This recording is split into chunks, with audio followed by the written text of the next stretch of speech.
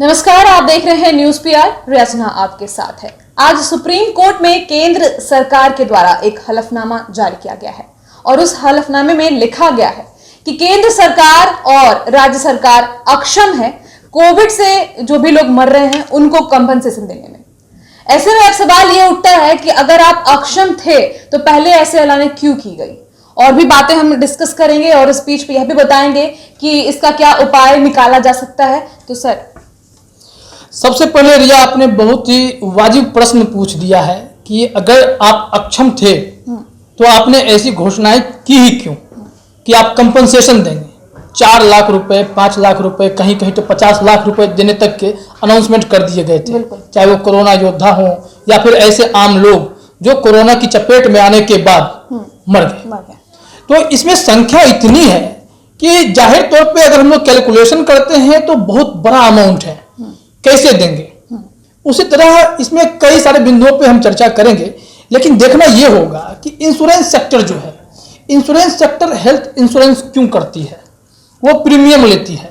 Premium लेने के बाद पैसे उनको दिए जाते हैं अगर कोई ऐसी घटना घट जाती है, चाहे एक्सीडेंटल इंश्योरेंस हो या फिर हेल्थ इंश्योरेंस हो। हर एक तरीके का इंश्योरेंस आजकल उपलब्ध है मार्केट में, लोग अपने पसंद से करा लेते हैं। लेकिन ये क्या था कि एक पेंडेमिक है, ये महामारी है, महामारी कानून है देश में। इस कानून के तहत फिर अनेक घोषणाएं राज्य सरकारें करती हैं, केंद्र सरकारें करती हैं। तो केंद्र सरकार और राज्य सरकार की घोषणाओं को देखें तो ये पैसे कहां से देते हैं, या तो प्रधानमंत्री राहत फंड से आएगा, या मुख्यमंत्री राहत फंड से आएगा, या फिर डिजास्टर फंड से आता है। डिजास्टर फंड के जो चीफ होते हैं, जो डिजास्टर जो हमारी कमेटी है, वो प्रधानमंत्री उसको देखते हैं। तो इसमें देखिए SDRF है जो स्टेट डिजास्टर होता है रिलीफ फंड, वहीं पे अगर NDRF की बात कर लें तो वो लोग हैं, ये लोग आपको हमेशा दिख जाते हैं बचाव करते हुए, लोगों को राहत पहुंचाते हुए, इनका काम ही है। तो लेकिन अब इस फंड के तहत पैसे देने की बात आती है, सुप्रीम कोर्ट में सरकार पहुंच करके यह कहती है कि हम पैसा नहीं दे पाएंगे, अगर देंगे तो हमारा पूरा फंड ही खाली हो जाएगा। मौत की संख्या कम तो है नहीं। और देखना यह भी है कि कई राज्यों में, कई जिलों में जिला अधिकारियों ने भी पैसे बांटने शुरू कर दिए हैं, रिलीफ फंड देने शुरू कर दिए हैं, जो कंपनसेशन होता है वो देना शुरू कर दिया गया है। इसमें कितने करोड़ निकल चुके हैं, सारे आंकड़े हमने इकट्ठे करने की कोशिश की है, उस आंकड़ों पे भी हम चर्चा करेंगे। लेकिन ये सवाल है कि जिन लोगों को पड़ गया, क्या उनसे आप वापस लेंगे क्या पैसे? एग्जैक्टली। और फिर तो वो गलत हो गया ना कि आपने किसी को कंपनसेशन दिया, फिर किसी को आप नहीं दे पा रहे हो, कह रहे हो अचानक से कि हम अक्षम हैं। तो ये पहले आप अगर ऐलान ही नहीं करते ऐसा, आप भी केंद्र सरकार राज्य सरकार की तरफ से बोल रही है कि राज्य सरकार भी अक्षम है, तो फिर तो अब लाजमी सी बात है। बिहार की बात करते हैं तो मुख्यमंत्री राहत कोष से अभी दे रहा है। हाल ही में बिहार के मुख्यमंत्री ने भी घोषणा की कि चिन्हित करे कितने लोग कोरोना की वजह से मरे हैं और ये उनको जो है कंपनसेशन दे, मुआवजा 4 लाख रुपए की राशि जो है वो जल्द से जल्द उपलब्ध करा दे। कई जगह मैंने तस्वीरें देखी हैं, अधिकारी जा करके वो देते हैं, चेक देते हैं, लोग रिसीव करते हैं। और अगर ऐसी बातें केंद्र सरकार कर देगा तो फिर राज्य सरकार बोलेंगे कि अरे अब तो बोल ही दिया गया तो हम क्या क्यों दें? वो कभी भी ब्रेक लग सकता है। कहीं ये भी खबर सुनने को ना मिल जाए कि जिन्हें दिया गया उनसे वापस भी मांगा जा रहा है। ऐसे घटनाक्रम नहीं होने चाहिए, शोभा भी नहीं देगा एक सरकार के लिए अगर इस तरह के फैसले लिए जाएंगे। अभी जो खबरें चलती हैं कि हम लोग आरोप भी लगाते हैं कि कोरोना के आंकड़ों में हेरफेर किया जाता है, तमाम विपक्ष की जो राजनीतिक पार्टियां हैं वह भी आरोप लगाती हैं कि सरकार आंकड़ों से खिलवाड़ कर रही है। तो कहीं यही कारण तो नहीं था? बिल्कुल। अब ये खिलवाड़ सामने ना आ जाए, खुल के आंकड़े बताने में दिक्कत ना हो, तो कंपनसेशन के मुद्दे को हम गायब कर देते हैं कि ये मुद्दा ही नहीं रहेगा। तो हम कंपनसेशन जब देंगे नहीं तो हमको बताने में क्या, बता देंगे इतने लाख मर गए। बिल्कुल, जैसे कि बिहार में गड़बड़ी की गई थी, बताया कुछ गया था और था एक्चुअली में कुछ 9,000 कुछ जो है लास्ट में पता चला कि 9,000 कुछ डेथ हुए हैं पिछले दिनों में। और जो कि कुछ और बताया गया था 5,000 समथिंग। तो वो अचानक से आंकड़े 24 घंटे में बदल गए। सरकार ने खुद ही उसे अपडेट किया और बताया कि कुछ गड़बड़ी हो गई थी अपडेट करने में। लेकिन सिर्फ इसी आंकड़े की बात नहीं है, बाकी कई आंकड़ों में भी हेरफेर हुआ है। टेस्ट में गड़बड़ियां दिखती हैं, वैक्सीनेशन में गड़बड़ियां दिख रही हैं। तो ये किस स्तर से गड़बड़ियां हो रही है वो तो जांच का विषय है रिया। लेकिन समझना ये होगा कि अभी जो सरकार बता रही है, जो हमारे पास डेटा है इस साल जनवरी टू जून, ये 2,34,807 ये मौतें हैं, 2,34,807 मौत। इसको अगर हम पैसे देंगे तो 4 लाख रुपए के हिसाब से तो बहुत पैसे हो जाते हैं। अगर टोटल देख लें जो 2021 का जो पेंडेमिक आया, कोविड-19 सेकेंड वेव फर्स्ट वेव मिला करके अगर देख लिया जाए तो 3,86,740 मौत। तो इन लोगों को अगर जोड़ते हैं, अगर इसको मल्टीप्लाई कीजिए 4 लाख से, तो कितना आंकड़े बन जाते हैं? 15,471 करोड़ के आसपास, 15,000 करोड़ के आसपास। 15,000 करोड़। तो इतना पैसा अगर हम बांटेंगे तो फिर लोगों का विकास का काम कैसे होगा? ये सवाल सरकार का जायज है, लेकिन सरकार को सोचना होगा, कुछ तो कंपनसेशन देंगे, कुछ तो करेंगे। ऐसे लोगों की गलती क्या थी? इनकी गलती थी कि क्या अपने रोजी रोटी के लिए घर से बाहर निकले थे? क्या इनकी गलती थी कि भीड़ भाड़ में जाना उनकी मजबूरी थी? तो जाएंगे ही। आपने लॉकडाउन देरी से लगाया, आप जिम्मेदार हैं। पिछले साल आपने कंट्रोल किया, तो पिछले साल के मुकाबले इस साल मौतों की संख्या अधिक है, बहुत ज्यादा। हम कहें तो डबल से भी अधिक है, तो इसमें कोई बहुत बड़ी बात नहीं। पिछले साल की बात करते हैं तो मार्च से दिसंबर तक लेकर जितने केसेस थे, अभी मार्च से जून तक के ही केसेस सोच लीजिए आप, 3,86,000 टोटल है, उसमें से 2 लाख कुछ जो है वो इसी साल का है। तो डिफरेंस तो बहुत ज्यादा, दोगुना ही है एक तरीके से। बिल्कुल वही दोगुना हो गया। हाँ। तो ये लापरवाही सरकार की भी है। आपने पिछले साल की घटनाओं से सबक नहीं लिया और इस साल फिर यह स्थिति हो रही है कि आप अक्षम हो गए। आप सुप्रीम कोर्ट में जाकर के ये हाँ, कि हम पैसे जो है नहीं दे सकते हैं। ये सबसे बड़ी बात है। दलील बेतुकी बातें मैं समझता हूँ। उसमें दलील भी दी गई है उनके द्वारा। पहले तो कहा गया कि चलिए अक्षम है हम, क्योंकि हमारे पास उतना फंड नहीं है। उसके बाद बात कह रहे हैं कि अगर हम इस बीमारी में पैसे दे देते हैं तो फिर बाकी बीमारी में भी मांगा जाएगा। ये क्या बात? बाकी बीमारियों में भी मांगा जाएगा। और इनका कहना है कि एसडीआरएफ के पास जो पैसे हैं या एनडीआरएफ के पास जो फंड में पैसे इकट्ठे होते हैं तमाम तरह के आपदाओं से निपटने के लिए, चाहे बाढ़ हो या फिर अन्य बीमारियां हो या कोई और महामारी होती है, उससे निपटने के लिए, तो पैसा कहां से आएगा? एक आंकड़े बता रहे हैं रिया कि इंश्योरेंस क्लेम करके जो डीएम जिला में पैसे बांटते हैं, ऐसी घटनाओं पे ऐसी आपदा आ जाए तो अभी तक में 442.4 करोड़ रुपए इंश्योरेंस कंपनी को सरकार ने जारी कर दिए। 442 करोड़ रुपए ये पैसे बांटे गए हैं, जो जिलाधिकारी के पास अपना जो होता है, डीएम का जो कोष होता है, उससे फंड से निकाल करके वो पैसा जो है वो चला गया। ठीक है। इसके बाद जो हमारे पास आंकड़े हैं नेशनल हेल्थ मिशन के तहत, 2019-20 में भी जो पैसे जो निकाले गए वो 1,113 करोड़ रुपए वो जो फंड से एनडीआरएफ या एसडीआरएफ से निकाल करके ये पैसे नेशनल हेल्थ मिशन को दिए गए कि आप जाकर के खर्च करें। इतना ही नहीं, जब कोविड आया, इमरजेंसी रिस्पांस के लिए बताया जा रहा है कि 8,257 करोड़ रुपए ये फिर वहां से निकला। तो कुल मिलाकर के देखें तो पैसे तो बहुत निकले, पैसे बहुत निकले। कहां किए गए फिर? हाँ, अब सबसे बड़ा सवाल यह है कि ये सारे आपदा कोष के पैसे अगर निकल करके विकास मिशन के नाम पे स्वास्थ्य के ऊपर खर्च किया गया तो पैसे किस हिसाब से खर्च हुए? इसका ऑडिट रिपोर्ट क्या है? कहाँ ऑडिट हो रहा है ये पैसे? हमने तो ये भी सुना कि पिछले साल में जो कोविड का था, इस बार बताया गया कि 10% हिस्सा बजट का जो है वो कोविड पे खर्च किया गया था।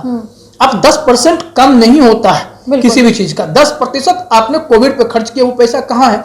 इस बार मुख्यमंत्री के आदेशानुसार तमाम मंत्रालयों के, तमाम कैबिनेट का जो विभाग होता है, सारे विभाग के पैसे निचोड़ लिए गए कोविड के नाम पे। विधायक और सांसदों की निधि से पैसे निचोड़ लिए गए कि कोविड के नाम पे। आखिर ये सारे पैसे कहाँ जाते हैं? अगर आप कह रहे हैं कि इतना ही यूज किया है आप लोगों ने कोविड के कारण, जितने भी फंड्स निकाले गए, तो फंड्स गए कहाँ? अगर फंड्स निकाले गए, आपने स्वास्थ्य पर यूज किया, तो फिर क्यों लोगों की मौत एम्बुलेंस की कमी की वजह से हुई? क्यों लोगों की मौत ऑक्सीजन की कमी की वजह से हुई? अगर आपने पहले से एक सब तैयारियां कर ही नहीं रखा था तो फिर आपके पास पिछले साल का भी वक्त था, मौतें कम हुई थी पिछले वर्ष इस वर्ष के मुकाबले। और अगर सब सुविधा प्रॉपर होती, आपने फंड्स का सही इस्तेमाल किया होता, तो शायद वो लोग नहीं मरते जो सिस्टम की कमियों के अभाव से मरे। बिल्कुल, सिस्टम में जो कमियां हैं उसके साथ ही साथ अभी हाल में हमने जो एक रिपोर्ट की थी कि आपने 29 करोड़ रुपए 5 एम्बुलेंस बनाने जो टेस्टिंग वैन के लिए आपने खर्च कर दिए। उसका भी हिसाब गड़बड़ दिखता है कि कैसे क्या किया गया, उस पर भी सवाल है। नेता प्रतिपक्ष लगातार सवाल उठा रहे हैं और तमाम लोग भी इस पर सवाल खड़े कर रहे हैं। तो ये पूरा जो लबो लुआब है या ये जो पूरे आंकड़े बताते हैं, पैसे तो वाकई में बहुत खर्च होंगे। अगर आप बांटना शुरू करेंगे तो बहुत बांटेंगे पैसे, लेकिन जिम्मेदार कौन है इस पेंडेमिक के लिए? आखिर आपने चुनाव की रैलियां क्यों नहीं रोकी? आपने लॉकडाउन लगाना समय पर उचित क्यों नहीं समझा? ये सारे सवाल तो जनता आपसे पूछेगी ना। पहले ही बैन क्यों नहीं किया गया? बिल्कुल, ये सारी चीजों पे लगाम लगाया जा सकता था, इसको रोका जा सकता था, लेकिन कोई भी कठोर फैसला उस वक्त नहीं लिया गया, बाद में लिया गया, लेट लतीफी से लिया गया, जब चुनाव खत्म हो गए, जब रैलियां खत्म हो गई। लेकिन इस दौरान जो संक्रमण फैल रहा था, क्योंकि ऐसी बात तो है नहीं कि आपकी जो फ्लाइट सिस्टम है या ट्रेन का सिस्टम है उसमें आप सब के ऊपर निगरानी रख रहे हैं। कई लोग छोटे मोटे स्टेशनों पर उतर के जाते हैं तो ग्रामीण इलाकों में जो है संक्रमण फैला। बिल्कुल। तो ये सारी घटनाओं को नजर रखिए, और जो मान लेते हैं 4 लाख देने में आप सक्षम नहीं है, सुप्रीम कोर्ट खैर तय करेगा कि आपको देना है कि नहीं देना है, कि आप क्या बेच के देते हैं, नहीं बेच के देते हैं, ये सरकारें नहीं, सुप्रीम कोर्ट तय करेगा। लेकिन ये सवाल भी हमेशा उठेगा कि कोई तो बीच का रास्ता हो। अगर आप 4 लाख नहीं, लेकिन उससे कम का अमाउंट, हाँ, 2 लाख रुपए भी तो कम से कम तो दीजिए। कम से कम वो साल भर अपने आप को खड़ा तो कर सकते वो परिवार, और वो खड़ा होकर के कई ऐसे कुछ करे। परिवार हैं हाँ। जिनके कई अहम सदस्य नहीं रहे, मतलब कईयों के आपने खबर सुना होगा कि न बेटा रहा, न पिता रहा, न दादा रहे, मतलब परिवार का परिवार उजड़ गया है। तो उनको तो जरूरत होगी, वो कैसे अपना घर चलाएंगे, वापस पटरी पे लाएंगे। कई ऐसे परिवार हैं जहां सिर्फ और सिर्फ महिलाएं बच गई हैं, कई ऐसे परिवार हैं जहां सिर्फ और सिर्फ पुरुष बच गए हैं। तो वो वापस से सबको खड़ा करने में आर्थिक रूप से तो उन्हें कम से कम मिले सहयोग। कई ऐसे घर हैं जो रेडियो पे काम करते थे, ठेला लगाते थे, तो उन लोगों का डेली कमाना, डेली खाना होता था। या ऐसे ऐसे छोटे स्कूल्स हो गए, उनके टीचर, प्रिंसिपल, वो सब बेरोजगार हो गए। कई मीडिया कर्मी, जो जॉब से हाथ धोना पड़ा इन लोगों को, ये सारे लोग बेरोजगार हो गए। इनके परिवार को तो वैसे भी आप नहीं देख रहे हैं, वोटर्स तो आपके हैं। आपसे तो बस वो कहा जा रहा है कि जो काल की गाल में कोरोना की वजह से समा गए, उन लोगों की तो मदद कीजिए। उनके घर वाले तो लौट के नहीं आएंगे। यहां तो कम से कम ये तो है कि ये लोग जिंदा हैं तो कुछ ना कुछ तो आजीविका के लिए करेंगे, भले ही उनको भीख मांगना पड़े या सब्जी बेचना पड़े या कुछ भी करना पड़े, लेकिन जिंदगी तो किसी तरह जिएंगे। आप तो ध्यान देंगे नहीं। कोरोना की बात इनको आपका वोटर्स नहीं मानते हैं, इसका मतलब सरकारी स्कूल के शिक्षकों का स्कूल बंद रहे फिर भी आप पैसा देर सवेर दे देते हैं। लेकिन ऐसे निजी स्कूल के लोग कहां जाएंगे, ऐसे आम लोग कहां जाएंगे जो आप पे तो निर्भर है ही नहीं, जो खुद क्या खाएंगे, दिन क्या खाएंगे, रात क्या खाएंगे। ऐसे कई लोग बेरोजगार हुए, जो पलायन हुआ, इन सब लोगों की जिम्मेदारी कैसे उठेगी। आपने पिछले साल खूब पैसे बांटे, केंद्र के नाम पर लूट खसोट हुई, क्वारंटीन सेंटर के नाम पर लूट खसोट हुई, तो वो पैसे जो आप अगर संभाल के रखते, मुआवजा तो कहा जाता है कि डॉक्टर्स को भी नहीं मिला ढंग से, मुआवजा तो कहा जा रहा है जो कोरोना योद्धा शहीद हो गए इस जंग में, उनको पैसे नहीं मिले, तो आम लोगों की बिसात क्या है। आप कहते थे कि ट्रेन का किराया दे देंगे, आप कहते थे कि खाने का पैसा देंगे, वो तो कई लोगों की शिकायतें हैं कि उनको मिली ही नहीं, पैसे मिले ही नहीं।